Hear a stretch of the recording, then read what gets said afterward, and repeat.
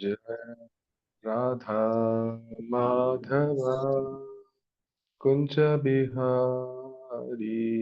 जय राधा माधव कुंज बिहारी। जय गोपी जन वल्लभा गिरिवरधारी। जय गोपी जन वल्लभा गिरिवरधारी। यशोदनन्दन व्रज जनरञ्जन। यशोदनन्दन व्रज जनरञ्जन। यमुनतीरावनचारी। यमुनतीरावनचारी। जय राधा माधव कुंज बिहारी। जय राधा माधव कुंज बिहारी। हरे कृष्णा कृष्ण कृष्ण हरे हरे, हरे राम राम राम हरे हरे। हरे कृष्णा कृष्ण कृष्ण हरे हरे, हरे राम राम राम हरे हरे। हरे कृष्णा कृष्ण कृष्ण हरे हरे, हरे राम राम हरे हरे। हरे कृष्णा कृष्ण कृष्ण हरे हरे, हरे राम हरे हरे। जय राधा माधव राधा माधव राधे। जय जगन्नाथ जय जगन्नाथ बलदेवा। जय सुभद्रा माई। जय कृष्ण बलराम कृष्ण बलराम। जय कृष्ण बलराम। जय गौरानिताय गौरानिताय। जय गौरानिताय। जय जय प्रभुपाद।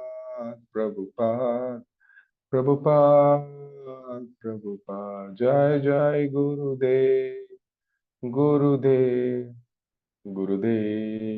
गुरुदेव निताय गौर हरि बोल, हरि बोल, हरि बोल, हरि बोल। जय श्री श्री राधा माधव की जय। श्री श्री जगन्नाथ बलदेव सुभद्रा महारानी की। श्री श्री जगन्नाथ बलदेव सुभद्रा महारानी की। श्री श्री कृष्ण बलराम की। श्री गौ निताय की। श्री अनंत पद्मनाभ स्वामी की। निताय गौर प्रेमानंदे। हरि हरि बोल। ഹരേ കൃഷ്ണ പ്രഭു സന്മാജേഷ് ദണ്ഡവത് പ്രണാം. വീണ്ടും നമ്മളൊരു നിത്യം ഭാഗവത സേവ പ്രോഗ്രാമിലൂടെ ഒന്നുകൂടി എനിക്ക് ഒരു അസോസിയേഷൻ എടുക്കാനുള്ള ഒരു അവസരം കിട്ടി.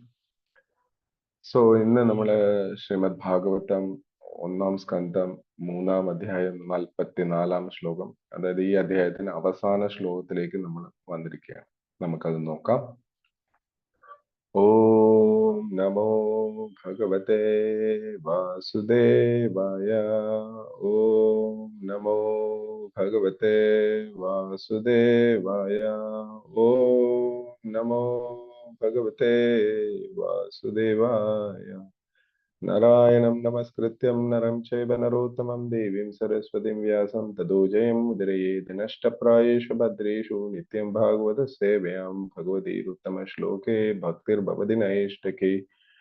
मूकं करोति वाचालं पङ्गुं लङ्घयते गिरिं यत्कृपातमहं वन्दे श्रीगुरुं दीनदारिणं श्रीचैतन्यमीश्वरं परमानन्दमाधवम्. हरे कृष्ण.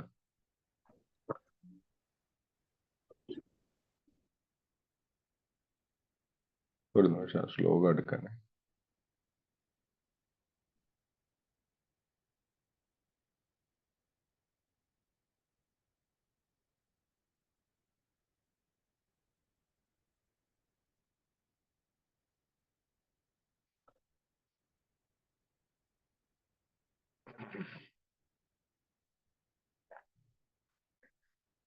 ശ്രീമദ് ഭാഗവതം സ്കന്ധം 1 അധ്യായം 3 ശ്ലോകം 44. തത്ര കീർത്തയതോ വിപ്ര വിപ്രശേർഭൂരി തേജസാ അഹം ചാദ്യാഗമം തത്ര നിവിശസ്തദനുഗ്രഹാത് സോഹം വഹ ശ്രവിഷ്യാമി യഥാ തഥാ മദ്യത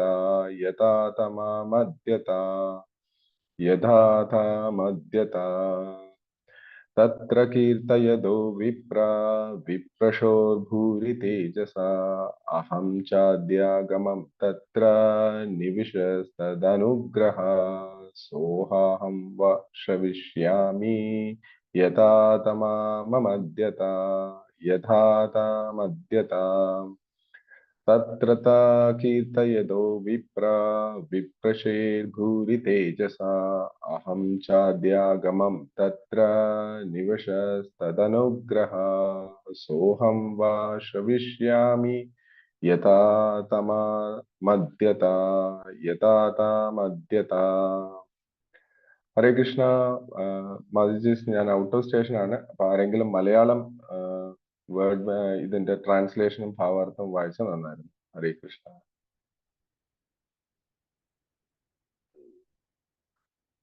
ഹരേ കൃഷ്ണ.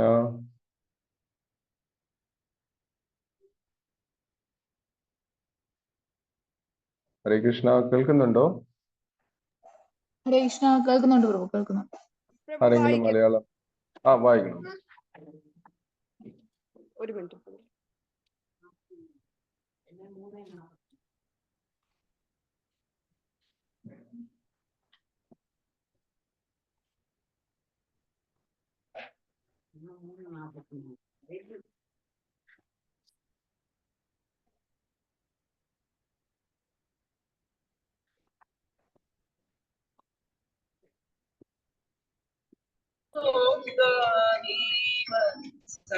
പ്രഭു 1:44 പ്രഭു?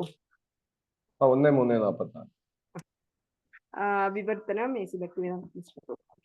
അല്ലയോ പണ്ഡിത ബ്രാഹ്മണ ശ്രേഷ്ഠരെ, ശുകദേവ ഗോസ്വാമി അവിടം ശ്രീമദ് ഭാഗവതം വിശദീകരിച്ചു വർണ്ണിച്ചപ്പോൾ അതീവ ശ്രദ്ധയോടെ ഞാനത് ശ്രവിച്ചു.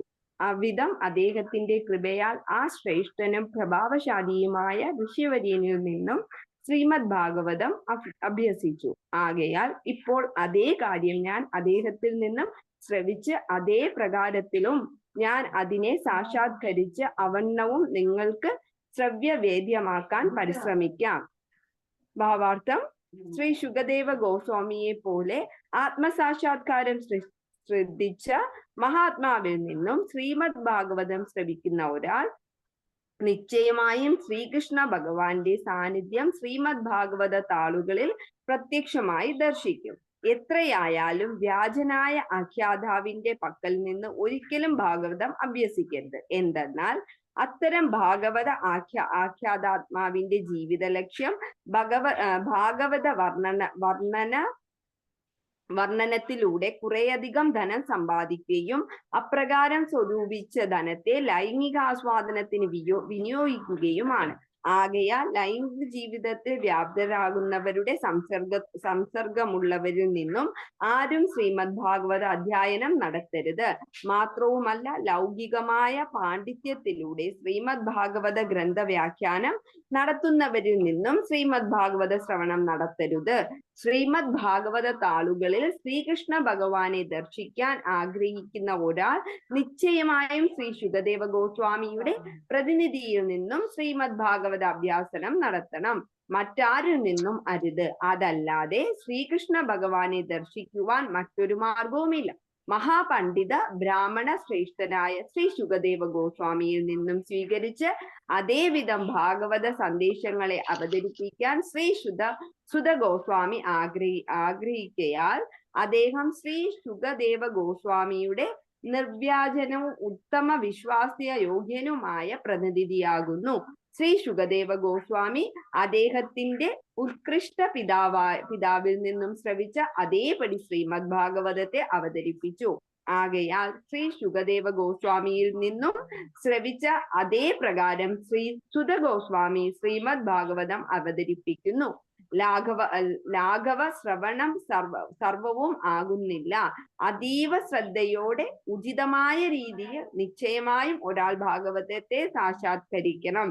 ശ്രവണേന്ദ്രിയത്താൽ സുതഗോസ്വാമി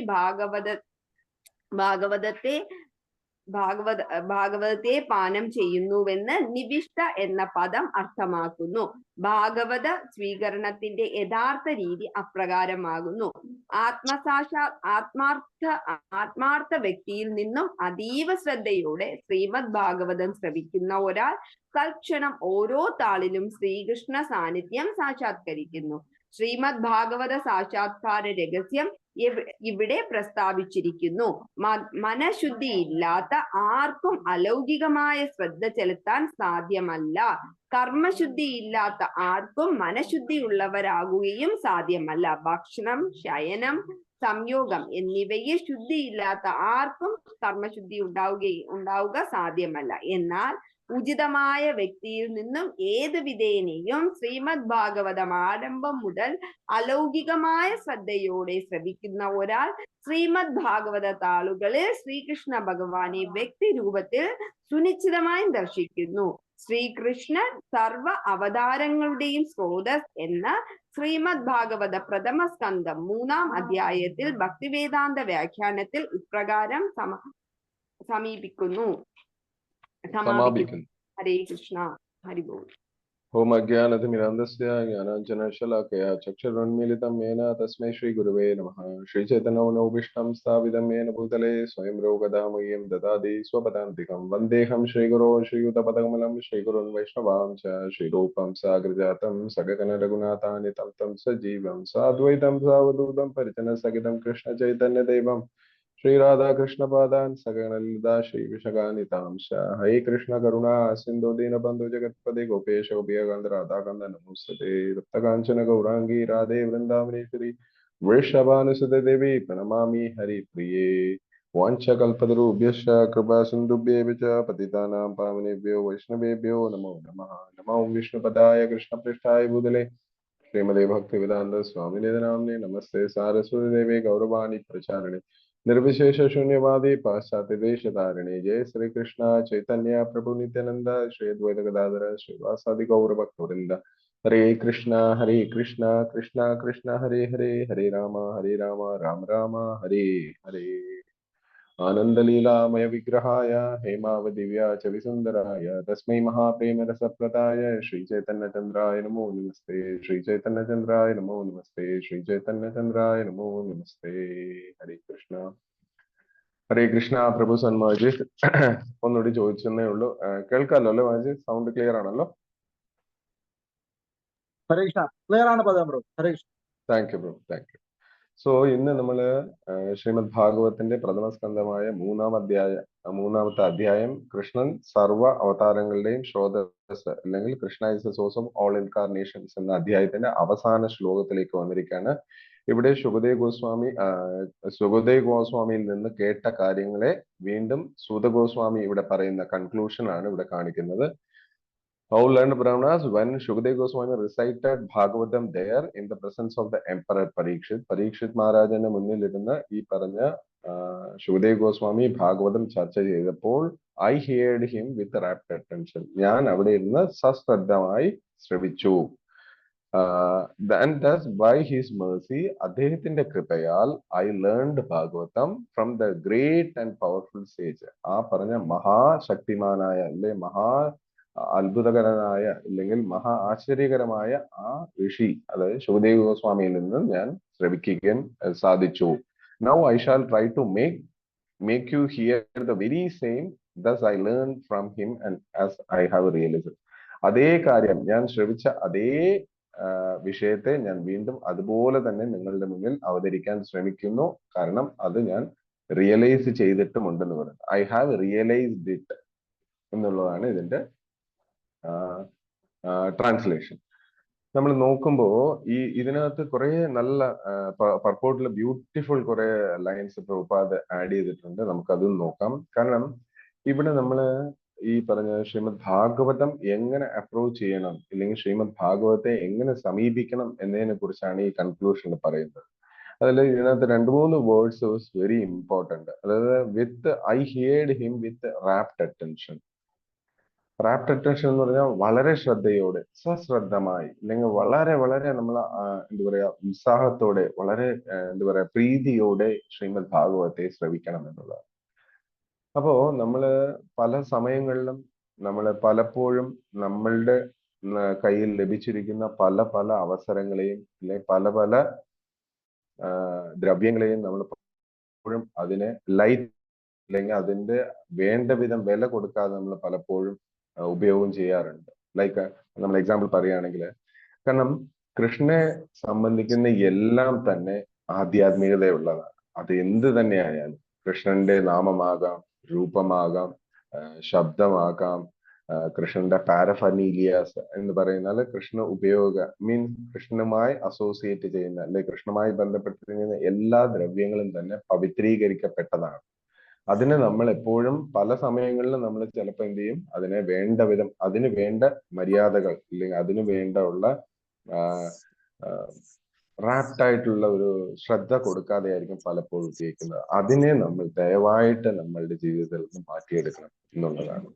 കാരണം കൃഷ്ണനുമായി അസോസിയേറ്റ് ചെയ്തത് എല്ലാമേ അതീന്ദ്രിയമാണ്.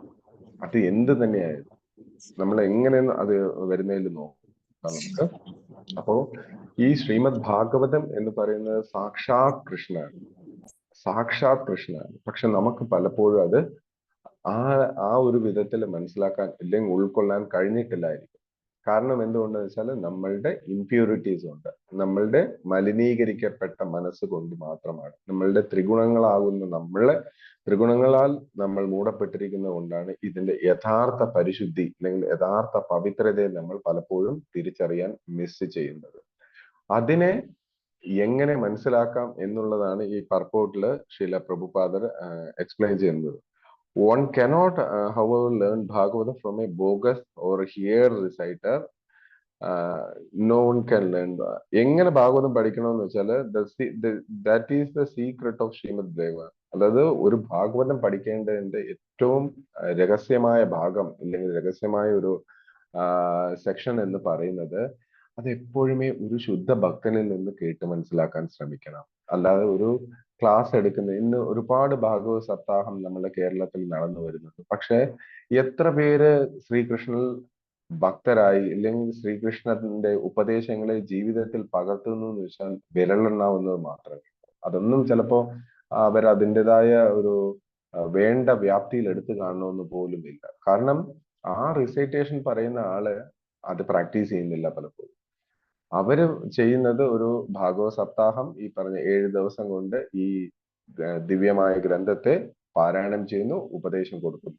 പക്ഷെ അവർ എത്രത്തോളം അത് ജീവിതത്തിൽ പാലിക്കുന്നു എന്ന് നോക്കിയാൽ അറിയില്ല. എത്രത്തോളം മറ്റുള്ളവരെ പാലിക്കാൻ വേണ്ടി അവരെ പ്രചോദിപ്പിക്കുന്നു എന്ന് വെച്ചാൽ അതിലും ആരുമില്ല. എവിടെ പോയാലും മണി ബേസ്ഡ് ആയിട്ടാണ് കാര്യങ്ങൾ ചെയ്യുന്നതെന്നാണ് പ്രഭുപാദ് ഇവിടെ പറയുന്നുണ്ട്, ക്ലിയർ ആയിട്ട് പറയുന്നുണ്ട്. One has to learn Bhagavatam from the representative of Shivadeva. No one else എന്നാ പറയുന്നത്. വേറെ ആരിൽ നിന്ന് തന്നെ അത് കേൾക്കരുത്. അതായത് ശീല പ്രഭുപാദർ എപ്പോഴും ഉദാഹരണം പറയാറുണ്ട്. ഈ പാമ്പ് സ്പർശിച്ച പാല് നമ്മൾ ഇൻടേക്ക് ചെയ്യുമ്പോൾ അല്ലെങ്കിൽ കഴിക്കുമ്പോൾ ഉണ്ടാവുന്ന വിഷം പോലെയാണെന്ന് പറയുന്നത്. അതായത് ഭാഗവതത്തെ അശുദ്ധപ്പെടുത്താൻ ഇല്ലെങ്കിൽ അതിനെ പാമ്പിന്റെ വായാൽ സ്പർശിക്കപ്പെട്ടതിന് ശേഷം സ്വീകരിക്കുന്നത് പോലെയാണ് ഈ പറഞ്ഞ അഭക്തന്മാരുമായി ഇല്ലെങ്കിൽ ഒരു എന്താ പറയാ ഭൗതികവാദിയായ ഒരാളിൽ നിന്ന് നമ്മൾ ഭാഗവതം ശ്രവിക്കുന്നത്. അപ്പോ നമ്മൾ എപ്പോഴും നമ്മളുടെ ജീവിതത്തിൽ ശ്രദ്ധിക്കേണ്ട കാര്യം എന്ന് പറഞ്ഞാൽ Bhagavatam should be heard from A ബോണാഫൈഡ് എന്ന് വെച്ചാൽ ആധികാരികമായ ഒരു ഭക്തനിൽ നിന്ന് തന്നെയാവും. ഇന്ന് നമുക്ക് ചുറ്റും ഒരുപാട് ആധികാരികമായ ഭക്തന്മാർ അവൈലബിൾ ആണ്. അപ്പൊ അവരിൽ നിന്ന് മാത്രം നമ്മൾ ഭാഗവതത്തെ കുറിച്ച് കൂടുതൽ മനസ്സിലാക്കാൻ ശ്രമിക്കണം. അതിന് ഈ പറഞ്ഞ ഭാഗവത സത്സംഗം ഒരുപാട് സഹായിക്കുന്നു എന്ന് വിചാരിക്കുന്നു. കാരണം നിത്യേന ഭാഗവതം നമുക്ക് കേൾക്കാൻ ഒരു അവസരം ഈ സത്സംഗത്തിലൂടെ ഉണ്ട്. അപ്പൊ അതിനെ നമ്മൾ അതിൻ്റെതായ ഒരു ശ്രദ്ധ കൊടുത്ത് ചെയ്യണം എന്നുള്ളതാണ് അതിനകത്ത് ഏറ്റവും ഇമ്പോർട്ടന്റ്. നമ്മൾ പലപ്പോഴും പല സമയങ്ങളിലും ഭാഗവതത്തിന് വേണ്ട വിധം മര്യാദ ചെലുത്താറില്ല എന്നുള്ളത്. ശ്രീമദ് ഭാഗവതം സാക്ഷാത് കൃഷ്ണനാണെന്നാണ് പറയുന്നത് ഭാഗവതം. ഈ ഗ്രന്ഥവുമായിട്ട് കൃഷ്ണ യാതൊരു വ്യത്യാസമില്ല. പക്ഷെ നമ്മൾ പലപ്പോഴും നമ്മളത് മറന്നു പോകുന്നുള്ളതാണ്. കാരണം അതിന് നമ്മൾ നോക്കുകയാണെങ്കിൽ, എക്സാമ്പിൾ നോക്കുകയാണെങ്കിൽ നാമജപം, ഈ നാമജപം സാക്ഷാത് കൃഷ്ണനാണ്.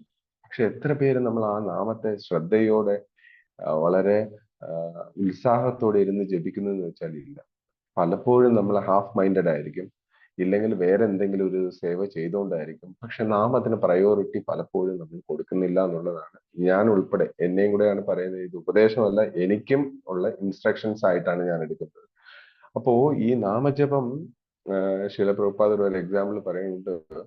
ഒരു പ്രധാനമന്ത്രി നമ്മളെ വീട്ടിൽ വരുന്നു, ഇല്ലെങ്കിൽ നമ്മളുടെ ഭവനം ദർശിക്കാൻ വരുന്നു, അത്രയും ഒരു പ്രൈം പേഴ്സൺ. അപ്പൊ നമ്മൾ എത്രത്തോളം ബദ്ധശത്രുവായിട്ട് അദ്ദേഹത്തെ സ്വീകരിക്കാൻ നിൽക്കുന്നുവോ, അതിൻ്റെക്കാട്ടിലും ഏറ്റവും വലിയ സുപ്രീം കൺട്രോളറായ സാക്ഷാത് ശ്രീകൃഷ്ണനാണ് നമ്മളുടെ നാവിൽ ഡാൻസ് കളിക്കാൻ വരുന്നു എന്ന് പറയുന്നത് പ്രഭുപാദ്.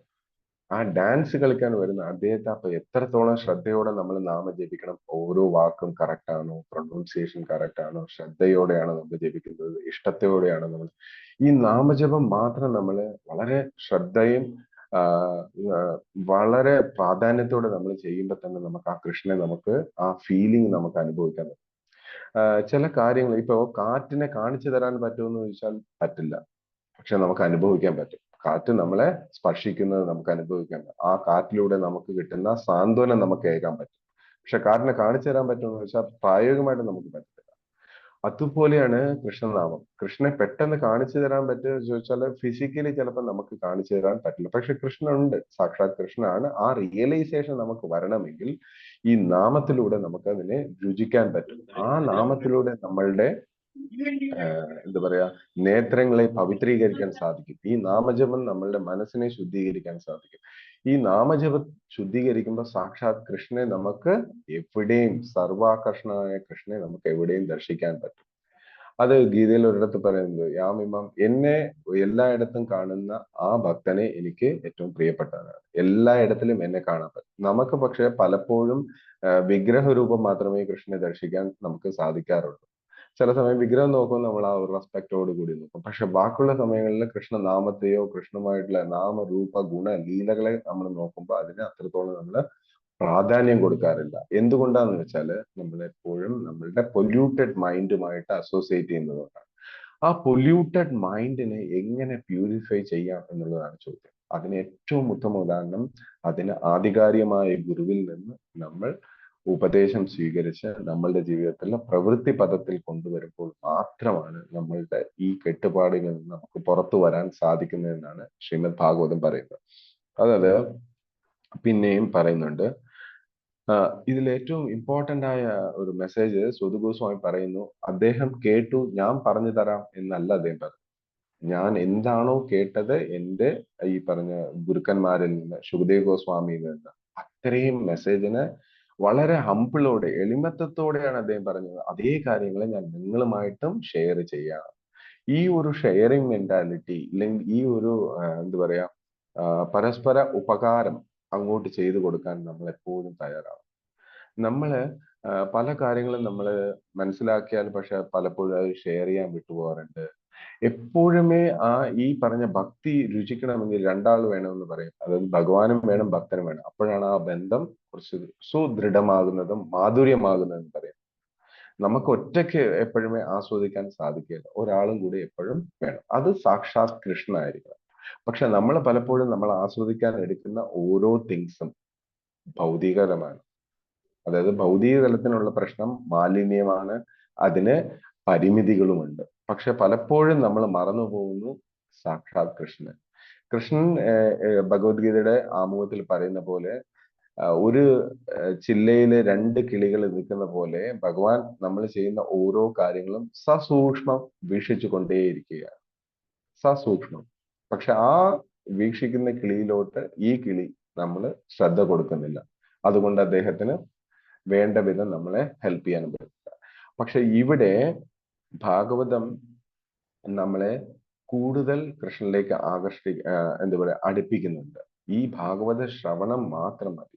ഈ നിത്യം ഭാഗവത ശ്രവണം നമ്മളെ വളരെ പ്രാധാന്യത്തോടെ വളരെ സശ്രദ്ധവും നമ്മൾ ശ്രവിക്കുകയാണെങ്കിൽ തീർച്ചയായിട്ടും നമുക്ക് നമ്മളുടെ ഇന്ദ്രിയങ്ങളെ ഇല്ലെങ്കിൽ നമ്മളുടെ മനസ്സിനെ ഈ പറഞ്ഞ ഭഗവാൻ കൃഷ്ണനിലേക്ക് അടുപ്പിക്കാൻ സാധിക്കും. അതിന് ഒരു ചെറിയൊരു സ്റ്റോറി പറയാൻ നോക്കാം. ഒരു സമയത്ത്, ഒരു കാലത്ത് ഒരു രാജാവ് അദ്ദേഹത്തിന്റെ പുത്രനോട് പറയുന്നു, പുത്ര, നീ എനിക്ക് ശേഷം റൂൾ ചെയ്യേണ്ട ആളാണ്. അപ്പൊ ദയവായിട്ട് ഗുരുകുലത്തിൽ പോയിട്ട് അല്ലെങ്കിൽ കാട്ടിൽ പോയി ഗുരുവിനെ സമീപിച്ച് വേണ്ട വിധമുള്ള ശിക്ഷണങ്ങൾ നടത്തി ശക്തനായിട്ട് ഇല്ലെങ്കിൽ നീ അതിന് പ്രാപ്തിയായിട്ട് വരണം എന്ന് പറയും. ആ പുത്രൻ പറയും, ശരി, തീർച്ചയായിട്ടും പോകാം. പോകുമ്പോൾ അദ്ദേഹത്തിന് ഒരു സഹായിയായിട്ട് ഒരു പാചകക്കാരനെ, കുക്കിനെയും കൂടെ അയക്കും. അപ്പോൾ രാജാവ് പുത്രനോട് പറഞ്ഞു, ഇനി അടുത്ത ഈ പറഞ്ഞ റൂളിംഗ് പവർ ഉള്ളതാണ് നീ, അതിനുവേണ്ടി നീ പ്രാപ്തമാകണം എന്ന് പറഞ്ഞുകൊണ്ട് അദ്ദേഹം എന്ത് ചെയ്യും, ഈ പറഞ്ഞ പുത്രനെ കാട്ടിലേക്ക് അയക്കും. അവിടെ ഗുരുവിനെ സമീപിച്ച് നീ വേണ്ട വിധമുള്ള ശിക്ഷണങ്ങൾ സ്വീകരിക്കണം. ആ ശിക്ഷണം സ്വീകരിച്ചതിന് ശേഷം ഈ പറഞ്ഞ റൂൾ ചെയ്യാം എന്നുള്ളതാണ് കണ്ടീഷൻ. അങ്ങനെ പുത്രൻ അദ്ദേഹത്തിന്റെ സഹായിയായ കുക്കിനെയും കൊണ്ട് നേരെ കാട്ടിലേക്ക് പോകും. അവിടെ ഗുരുവിനെ, സേജസിനെ കാണും. ആ ഋഷിവര്യനെ കാണുകയും ഈ പറഞ്ഞ അച്ഛൻ പറഞ്ഞ കാര്യം അവതരിപ്പിക്കുകയും അദ്ദേഹം പറഞ്ഞു, തീർച്ചയായിട്ടും ഞാൻ നിന്നെ സഹായിക്കാം എന്ന് പറയുകയും അതിനു വേണ്ടുള്ള നടപടികൾ അദ്ദേഹം തുടങ്ങുകയും ചെയ്യും. ആ സമയത്ത് ഗുരുകുലത്ത് അങ്ങനെ ഇദ്ദേഹം എത്തിപ്പെട്ടുകയും അവിടെ ഈ പറഞ്ഞ ഭക്ഷണ സമയമായപ്പോൾ ഈ പറഞ്ഞ ഗുരുക്കന്മാർ അല്ലെങ്കിൽ ആ ഋഷിശ്രേഷ്ഠന്മാർ കഴിക്കുന്ന ഭക്ഷണം നോക്കുന്ന സാത്വികമായ വളരെ പവിത്രീകരിക്കപ്പെട്ട എരിവും പുളിപ്പും ഇതൊന്നും അധികം തീണ്ടാത്ത വളരെ സാത്വികമായ പയസ് ഫുഡായിരുന്നു അവർ കഴിക്കുന്നത്. പക്ഷെ ഈ പുത്രന് അത് പോരാ. അദ്ദേഹം നേരെ അദ്ദേഹത്തിന്റെ സഹായിയായ കുക്കിനോട് പറയും, എനിക്ക് ഈ ഭക്ഷണമൊന്നും പറ്റത്തില്ല, നീ നമുക്ക് വേണ്ട കാര്യങ്ങൾ കുക്ക് ചെയ്ത് തരണം. അപ്പം തീർച്ചയായിട്ടും പറയുന്നത് ഒരു രാജകുമാരനാണ്. അപ്പൊ ആ സേവകൻ പറയും, ശരി പ്രഭു, ഞാൻ ശരിയാക്കി തരാമെന്ന് അദ്ദേഹം കുക്ക് ചെയ്ത് കൊടുത്തു. അപ്പൊ ഇത് ഇങ്ങനെ തുടർന്നപ്പോൾ ഈ പറഞ്ഞ ഋഷി അദ്ദേഹത്തിനോട് വന്ന് വീണ്ടും പറയും, മകനെ, നീ ഇത് ചെയ്യുന്നത് ശരിയല്ല. നീ ഇവിടെ വന്നിരിക്കുന്ന ഇന്ദ്രിയ നിയന്ത്രണവും നിന്റെ മനസ്സ് ശുദ്ധീകരിക്കപ്പെടാനും വേണ്ടിയിട്ടാണ്. അപ്പോൾ ഈ വക ഭക്ഷണങ്ങളെല്ലാം കഴിക്കുകയാണെങ്കിൽ അത് നിന്നെ ഒരിക്കലും സഹായിക്കുകയില്ല എന്ന് പറയും. അപ്പൊ അദ്ദേഹം വീണ്ടും പറയും, ശരി പ്രഭു, ഞാൻ ശരിയാക്കാം എന്ന് പറഞ്ഞിട്ട് വീണ്ടും തലയാട്ടും. വീണ്ടും അതേപോലെ ഈ പറഞ്ഞ സമയമായപ്പോൾ, ഭക്ഷണ സമയമായപ്പോൾ അദ്ദേഹം അങ്ങനെ പലതും പറയും, നീ അത് നോക്കണ്ട, നീ എനിക്ക് വേണ്ടിയുള്ള ഭക്ഷണങ്ങൾ തന്നാ മതി എന്ന് പറയും. അപ്പൊ ഇതിങ്ങനെ തുടർന്നപ്പോൾ ഈ പറഞ്ഞ ഋഷി നേരെ ചെന്ന് അദ്ദേഹത്തിന്റെ പിതാവിനെ ചെന്ന് കണ്ട് പറയും, പ്രഭു, എനിക്കൊരു കാര്യം അങ്ങേ അറിയിക്കാനുണ്ട്. കാരണം അങ്ങയുടെ പുത്രൻ ഇവിടെ പഠിക്കാനായിട്ട് വന്നു, ഇല്ലെങ്കിൽ ഈ പറഞ്ഞ വേദപഠന കാര്യങ്ങൾ ഗഹനമാക്കാൻ അല്ലെങ്കിൽ ശ്രദ്ധ ചെലുത്താൻ വേണ്ടിയാണ് വന്നത്. പക്ഷെ അദ്ദേഹത്തിന്റെ രീതികളൊന്നും ഇതുമായി യോജിച്ചു പോകുന്നില്ല എന്നുള്ള കാര്യം ഞാൻ അങ്ങേ അറിയിക്കുന്നു എന്ന് പറയും. അപ്പോ ഈ രാജാവ് എന്ന് പറയുന്ന അദ്ദേഹം വളരെ നന്ദി പ്രകാശിപ്പിച്ചു ഈ പറഞ്ഞ ഋഷിയോട്. കാരണം അദ്ദേഹം എന്താണ് യഥാർത്ഥ അവസ്ഥ അവിടെ അറിയിക്കുക ചെയ്തു. അങ്ങനെ ഈ രാജാവ് എന്ത് ചെയ്തു, ഈ പറഞ്ഞ പുത്രനോട് ഇല്ലെങ്കിൽ പുത്രന്റെ സഹായിയായ കുക്കിനോട് പറഞ്ഞു, നീ ഇനി ഒരു കാരണവശാലും ഈ പറഞ്ഞ പുത്രൻ ചോദിക്കുന്ന ഭക്ഷണ പദാർത്ഥങ്ങൾ ഉണ്ടാക്കരുത്. ഋഷി പറയുന്ന രീതിയിൽ വേണം, ഇല്ലെങ്കിൽ സേജസ് മുനിമാർ പറയുന്ന രീതിക്ക് വേണം ഭക്ഷണം തയ്യാറാക്കി കൊടുക്കാൻ എന്ന് പറഞ്ഞ് കൽപ്പിക്കും. അങ്ങനെ വീണ്ടും അവര് കാട്ടിലേക്ക് വരികയും ഈ പറഞ്ഞ ഒരു പ്രാവശ്യം കൂടെ ഇദ്ദേഹം ഈ പറഞ്ഞ മുനിശ്രേഷ്ഠൻ പറയും, ഈ പറഞ്ഞ പുത്രനോട് പറയും ഇതുപോലെയാണ് എന്ന് പറയും. അപ്പൊ പറയും, ഇല്ല, എനിക്ക് ചെയ്തു തരാൻ പറ്റത്തില്ല. മുനിശ്രേഷ്ഠൻ പറയുന്നത് പോലെ ആദ്യം ഈ പറഞ്ഞ മുനികുമാരൻ കേൾക്കും. പക്ഷെ വീണ്ടും കുക്കിനെ സമീപിക്കും. അവര് പറയും നീ ചെയ്യണ്ട. പക്ഷെ ആ സമയം ഈ പറഞ്ഞ കുക്ക് എന്ത് ചെയ്യുമെന്ന് വെച്ചാല്, ഇപ്രാവശ്യം എന്നോട് കൽപ്പന ചെയ്തിരിക്കുന്നത് ആരാണ്? രാജാവാണ്. ഈ പറഞ്ഞ പുത്രനെക്കാട്ടിലും മുതിർന്ന ആളാണ്, രാജാവുമാണ്. അപ്പൊ എനിക്ക് രാജാവിന്റെ ആജ്ഞയാണ് പാലിക്കേണ്ടതെന്ന് പറഞ്ഞിട്ട് ഇദ്ദേഹം ചെയ്ത കാര്യം, ഈ പറഞ്ഞ പുത്രൻ പറഞ്ഞ കാര്യം ചെയ്തു കൊടുക്കാൻ സന്നദ്ധ കാണിക്കുന്നു. അതിനുശേഷം ഈ സന്നദ്ധ കാണിക്കാതെ വരികയും ഈ പുത്രൻ എന്ത് ചെയ്യും? അപ്പൊ വേറെ വഴിയില്ല, അപ്പൊ സ്വന്തമായിട്ടേ നമുക്ക് ചെയ്യാൻ ഓപ്ഷൻ ഉള്ളൂ എന്ന ഒരു അവസ്ഥ വരികയും, വളരെ കഠിനമായ ഒരു ഈ ഒരു അവസ്ഥ വരികയും, ആ സമയം അദ്ദേഹം വീണ്ടും ഋഷിയോട് വന്ന് സംസാരിക്കും. ഞാൻ അങ്ങ് പറയുന്നതെല്ലാം കേൾക്കാം, ഞാൻ അങ്ങ് പറയുന്നത് എന്താണെന്ന് ചോദിക്കും. അപ്പൊ നീ ആദ്യം ചെയ്യേണ്ട ആദ്യത്തെ കാര്യം എന്ന് പറയുന്നത് മൗനവ്രതം പാലിക്കുക. മൗനവ്രതം എന്തിനാണ് പാലിക്കുന്നതെന്ന് ചോദിച്ചപ്പോ അദ്ദേഹം പറയും, നീ എവിടെയാണ് പോകുന്നത്, നിന്റെ ദിശ ഇതിലേക്കാണ് പോകുന്നത് എന്ന് ആദ്യം മനസ്സിലാക്കണമെങ്കിൽ നീ മൗനിയായിട്ട് ആദ്യം ഇരിക്കുക.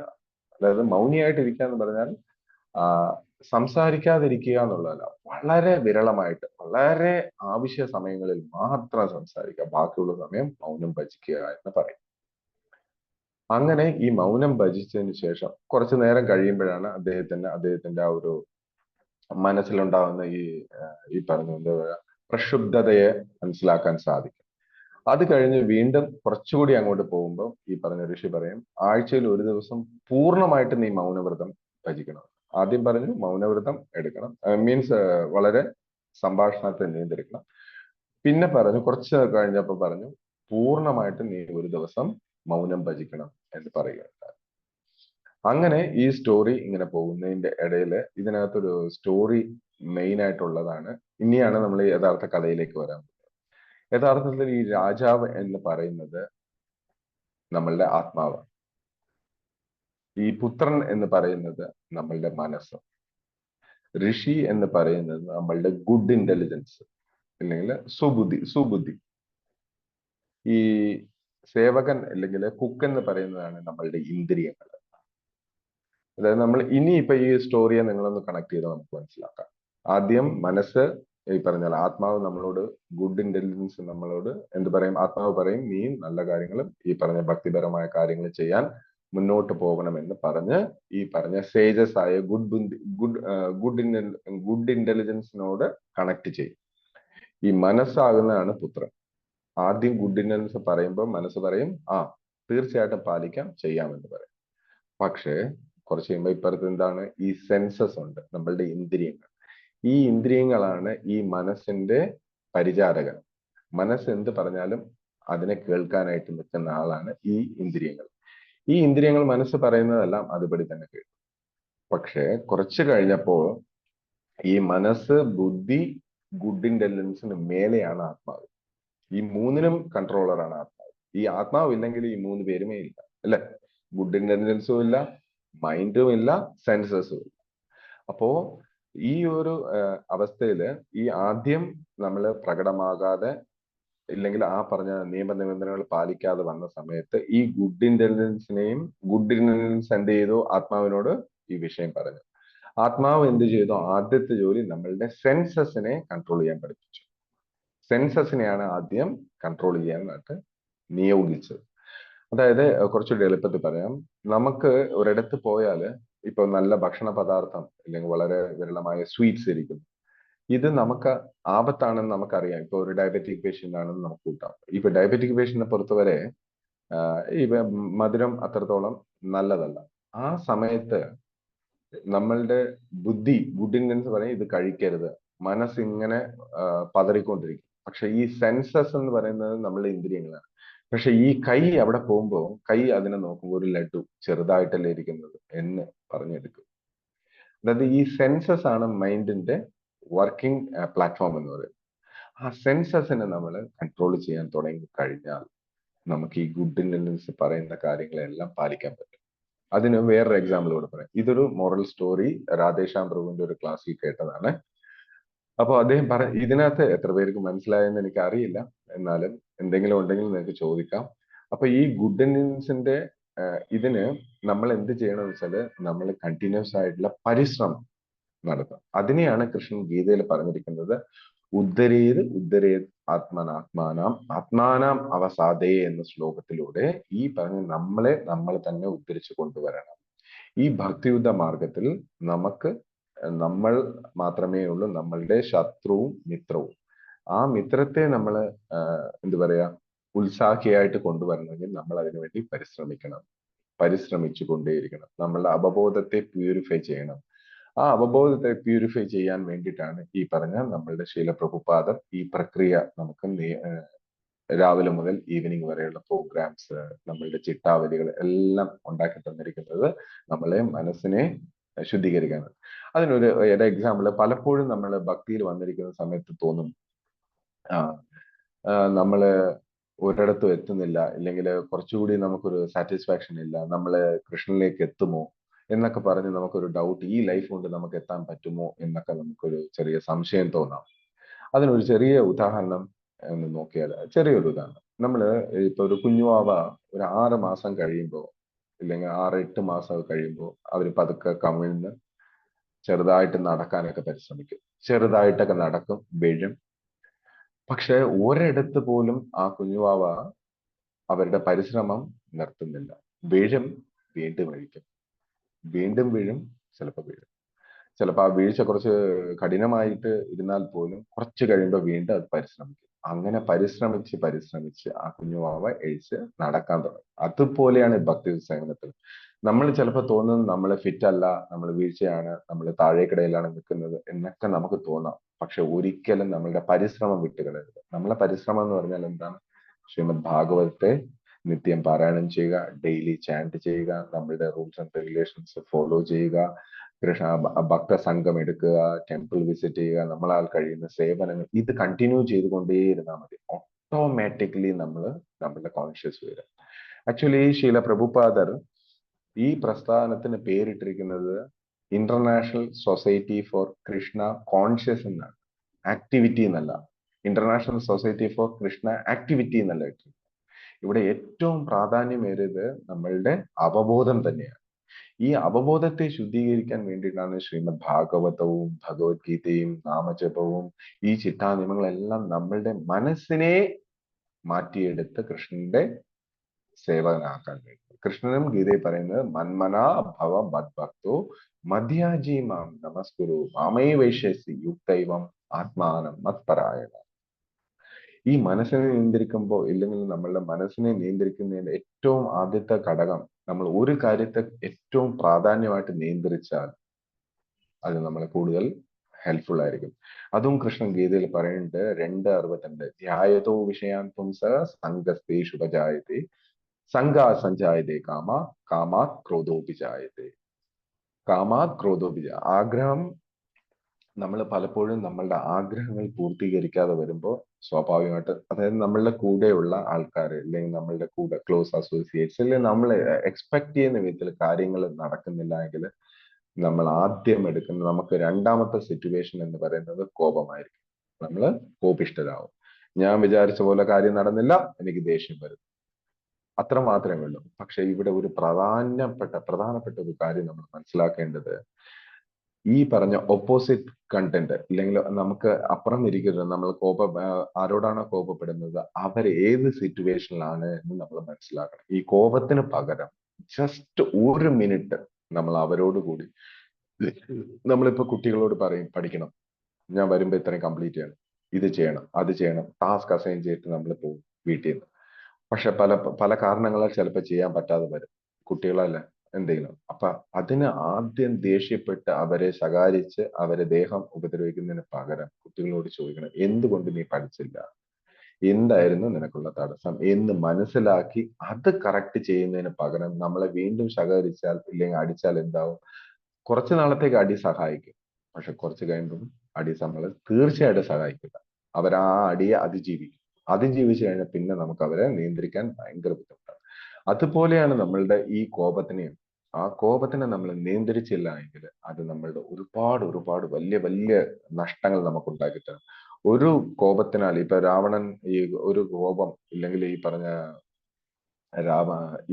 കോപത്തിനാലാണ് ഇത്രയും പ്രശ്നങ്ങൾ ഉണ്ടായത്. അദ്ദേഹത്തിന് ആഗ്രഹം പൂർത്തീകരിക്കാതെ വരികയും കോപിഷ്ഠനാവുകയും അതിലൂടെ തന്നെ ഈ ലങ്ക കത്തിയമർന്നു. അപ്പൊ അതുപോലെ നമ്മുടെ ജീവിതത്തിലും പ്രധാനപ്പെട്ട ഈ പറഞ്ഞ ഭാഗവതം, ഈ ഗ്രന്ഥങ്ങളെല്ലാം നമ്മളെ പഠിപ്പിക്കുന്നത് എന്താണ്? നമ്മളുടെ എന്താ പറയാ, അവബോധത്തെ പവിത്രീകരിക്കാനാണ്. ആ അവബോധത്തെ പവിത്രീകരിക്കുമ്പോൾ മാത്രമേ നമുക്ക് കൃഷ്ണൻ നമ്മളുടെ ജീവിതത്തിൽ, നമ്മളുടെ ഹൃദയത്തിൽ ഉണ്ട് എന്നുള്ള കാര്യം നമുക്ക് ഓർമ്മിക്കാൻ പറ്റുള്ളൂ. കൃഷ്ണൻ ഒരിടത്തും, Krishna is called പരമം Pavithram Pavithram ഇതമുത്തമം പ്രത്യക്ഷാവമം ധർമ്മ്യം സുസുഖം. Sorry, അതല്ല. 12-ാം അധ്യായത്തില് 10-ാം അധ്യായത്തിൽ പറയുന്നുണ്ട്. തേഷാമേവാനുകമ്പാതം അഹം അജ്ഞാനജം തമഃ നാശയാമി ആത്മഭാവസ്തോ ജ്ഞാനദീപേന ബസ്വത. ജ്ഞാനദീപേന അതിനടുത്ത ശ്ലോകത്തിൽ വരുന്നത് എന്ത് പറയാ, പവിത്രം ഇതമുത്തമം പ്രത്യക്ഷ, അതല്ല, ഒരേ ഒരു മിനിറ്റ്, സോറി.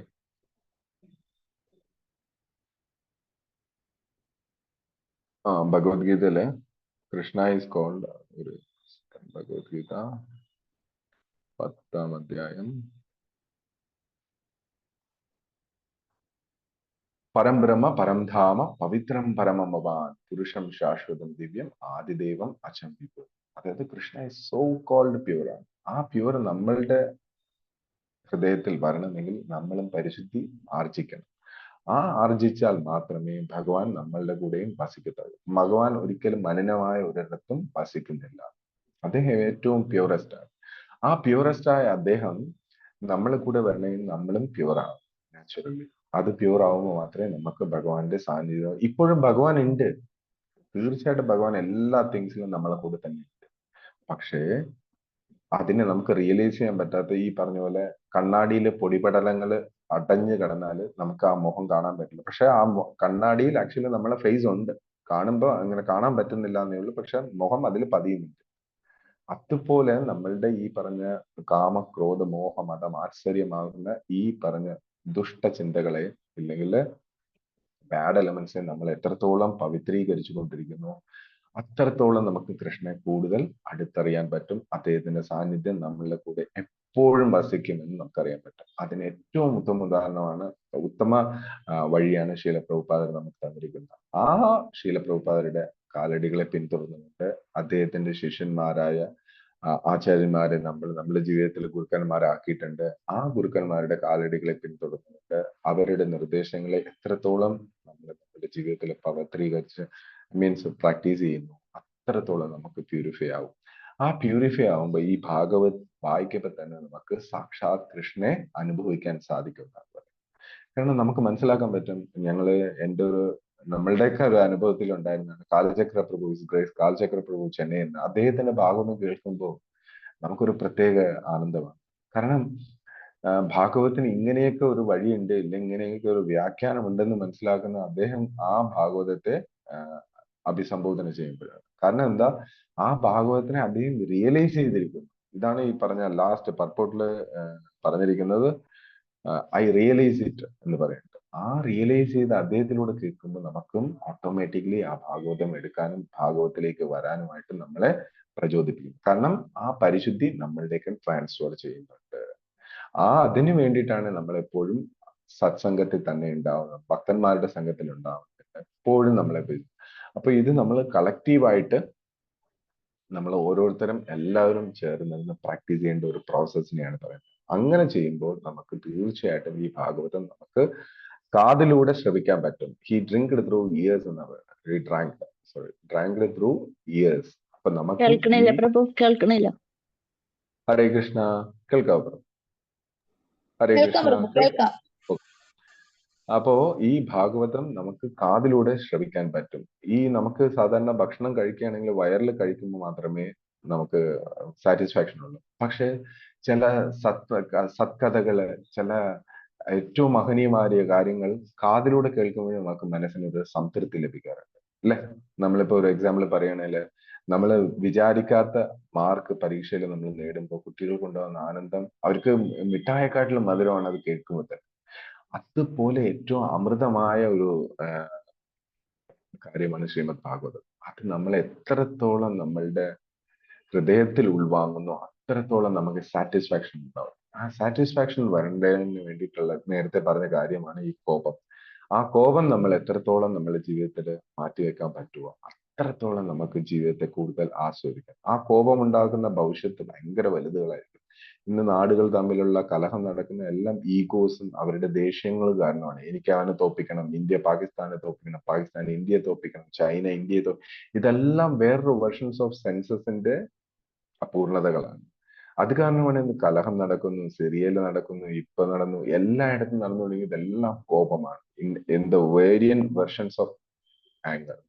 അപ്പൊ അതിനെ നമ്മൾ ജീവിതത്തിൽ കഴിയുന്നത്ര, ഇതെല്ലാവർക്കും, ഞാൻ കോപത്തിൽ നിന്ന് മുക്തനായ ആളെന്നല്ല ഞാൻ പറയുന്നത്, ഞാനും ഇതിനു വേണ്ടി പരിശ്രമിക്കണം. ഇതെല്ലാം നമുക്ക് കളക്റ്റീവായിട്ട് നമുക്ക് തന്നിരിക്കുന്ന ഉപദേശങ്ങളാണ്. ഇതിൽ ഞാൻ ഇപ്പോ ഇത് ചർച്ച ചെയ്യുന്നതുകൊണ്ട് ഞാൻ ഏറ്റവും പ്യൂറസ്റ്റ് ആണെന്നല്ല ഞാൻ പറയുന്നത്. ഞാനും ഇതുപോലെ നമ്മൾ ഓരോ ഡിവോട്ടീസിനെ പോലെ ഇതിനെ പ്രാക്ടീസ് ചെയ്യാൻ ശ്രമിക്കുന്ന ഒരു ഭക്തനാണ്.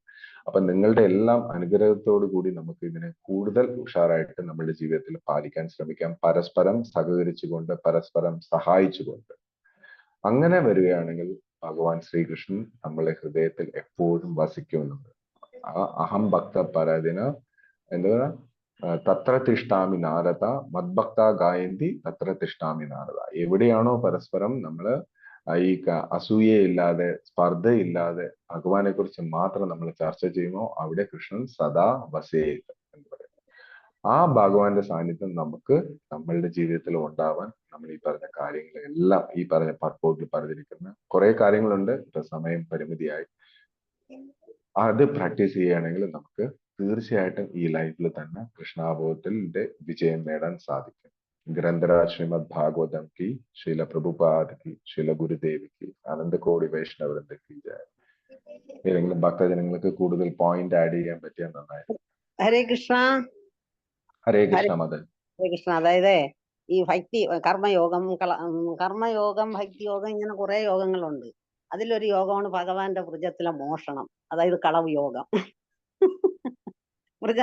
വൃജവാസികളെ സകലതും മോഷ്ടിച്ച് ആ ഒരു കളവ് യോഗത, ആ മോഷണത്തോടെ, അതായത് ചിത്തച്ചോര, സകലരുടെയും ചിത്തത്തെ അദ്ദേഹം കവർന്നത്. അതോടുകൂടെ വ്രജവാസികൾക്ക് പിന്നെ TV വേണ്ട, മൊബൈൽ വേണ്ട, ഒന്നും വേണ്ട, ഇദ്ദേഹത്തെ മാത്രം മതി. അതിന് കുറെ കഥകൾ പറയുന്നുണ്ട്. അതായത് യശോദാ മാതാവിനോട് പരാതി പറയാൻ വരും. ഈ പരാതി പറയാൻ വരുന്നത് 100 പേര്, കേൾക്കാൻ ഒരാള്. സാധാരണ പറയാൻ ഒരാളും കേൾക്കാൻ 100 പേരുമാണ്. ഇത് നേരെ തിരിച്ചാണ് പറയണം. ഭഗവാന്റെ പരാതി പറയാൻ 100 പേര് വരും, യശോദാ മാതാവ് മാത്രമാണ് കേൾക്കണം. അപ്പൊ ഇങ്ങനെ ഓരോരുത്തർ പരാതി പറയും, ഞങ്ങൾ പാലും വെണ്ണയും കൊണ്ട് ജീവിക്കുന്നവരാണ്, ഇതിനെയൊക്കെ കവർന്നുകൊണ്ട് പോകുന്നു. അപ്പൊ ഭഗവാൻ ചിരിക്കും. അതായത് സകലതിന്റെ സ്രോതസ്സാണ് ഭഗവാൻ. അപ്പൊ ഭഗവാന്റെ അല്ലാത്തതും ഒന്നുമേ ഇല്ല.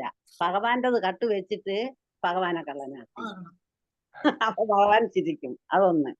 പിന്നെ അത് കഴിഞ്ഞിട്ട് രണ്ടാമത് പറയും, നിനക്കറിയില്ലേ നിന്റെ മോൻ ചെയ്യണത്? പശുക്കുട്ടികളെ കേൾക്കുന്നുണ്ടോ? കേൾക്കുന്നുണ്ട് മാതാജി, കേൾക്കുന്നുണ്ട്. പശുക്കുട്ടികളെ അഴിച്ചു വിട്ടുകളയും. അപ്പൊ പാൽ അത്രയും കവർന്നുകൊണ്ട് പോകും. അപ്പൊ ഭഗവാൻ പറയും, ഞാനിവിടെ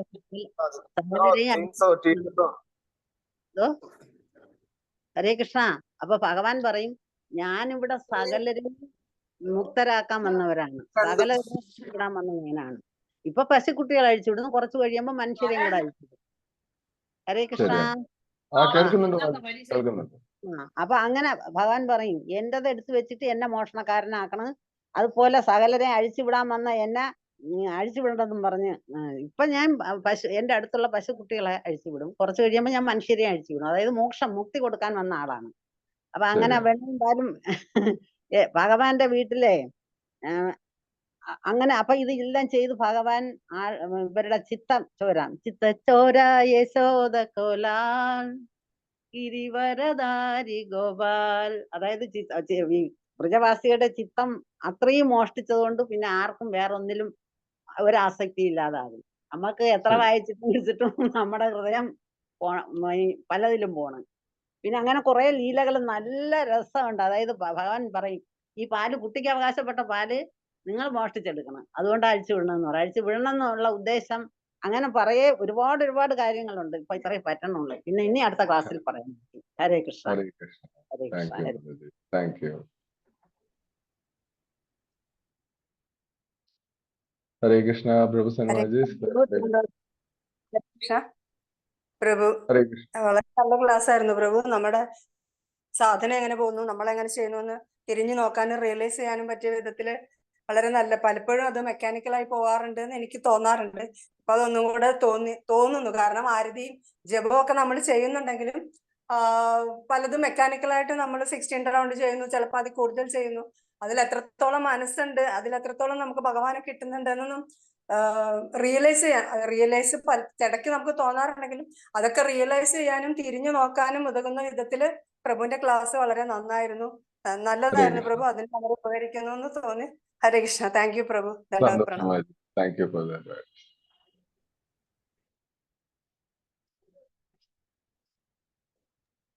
Hare Krishna Prabhu, thank you so much for the wonderful class, Prabhu.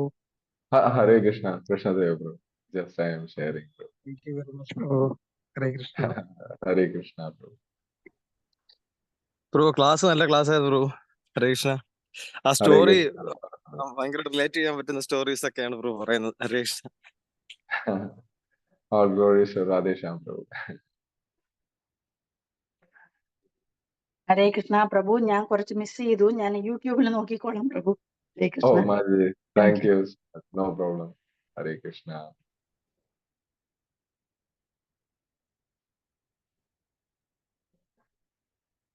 ഹരേ കൃഷ്ണ പ്രഭു, പ്രണാമം.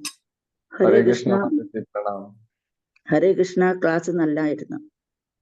സന്തോഷം മാജി. ഹരേ Krishna. Hare Krishna.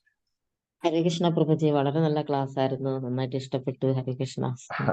All glories to Guru and Gauranga.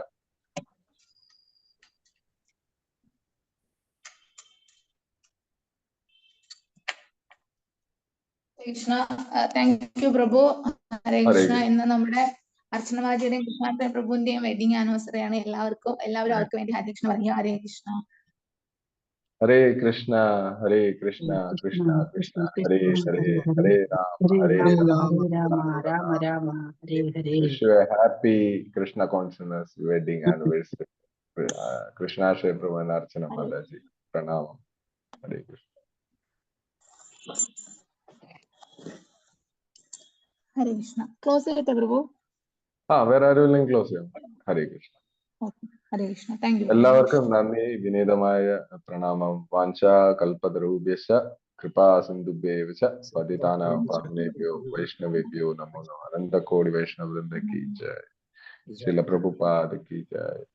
എല്ലാവർക്കും നന്ദി ഒന്നുകൂടി വന്ന് സത്സംഗത്തിൽ പങ്കെടുത്തതിന്. ഹരേ കൃഷ്ണ. അതുപോലെ ഡെയിലി ഇതേ ലിങ്കിൽ തന്നെ വൈകിട്ട് ചൈതന്യ ചരിതാമൃത ക്ലാസ്സും ഉണ്ട്. 5 മണി മുതൽ 5:45 വരെ. ആർക്കെല്ലാം സാധിക്കുമോ ദയവായിട്ട് അതിലും പങ്കുചേരണം. കുറെ കൂടുതൽ മഹാപ്രഭുവിനെ കുറിച്ച് മനസ്സിലാക്കാൻ ഒരു ഭയങ്കരമായ ഒരു അവസരമാണ്. എല്ലാവരും ഉപയോഗിക്കാൻ വിനീതമായി അഭ്യർത്ഥിക്കുന്നു. ദണ്ഡവത്. Hare Krishna. Thank you very much. Hare Krishna.